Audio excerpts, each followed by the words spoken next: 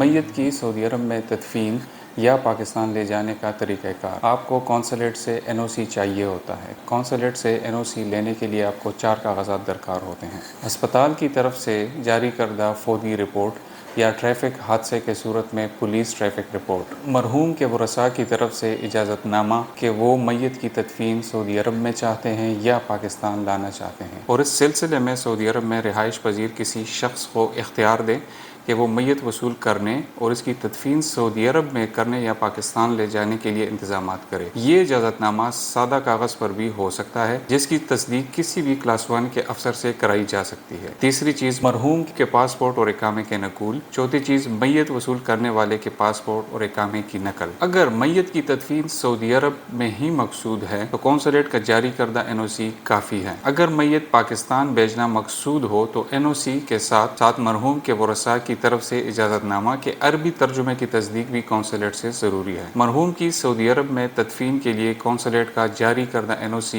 کافی ہے اور وہ آپ متعلقہ پولیس اسٹیشن میں جمع کرائیں۔ متعلقہ پولیس اسٹیشن ہسپتال کے نام ایک خط جاری کرے گی کہ مرحوم کی میت اس کے ورثاء کی طرف سے نامزد کردہ شخص کے حوالے کی جائے۔ اگر میت کی تدفین پاکستان میں مقصود ہے تو کونسلیٹ کا جاری کردہ NOC اور اجازت نامہ سعودی عرب میں وزارت خارجہ سے تصدیق کروائیں۔ اس کے بعد کارگو آفس وزٹ کر کے کارگو بکنگ کرائیں اور سلپ حاصل کریں۔ تصدیق شدہ NOC، اجازت نامہ اور کارگو سلپ لے کر کمشنر آفس یا گورنر آفس جائیں۔ گورنر آفس کیس کی نوعیت کے مطابق منظوری متعلقہ police headquarter, traffic police یا دفاع المدنی کو بھیجے گا۔ ہسپتال سے رابطہ کریں۔ متعلقہ بینک میں موجودہ سرکاری فیس جو کہ 5000 ریال ہے وہ جمع کرائیں۔ کارگو آفس سے میت لے جانے کے لیے بکنگ کرائیں۔ احوال مدنی سے میت کا ڈیتھ سرٹیفکیٹ حاصل کریں۔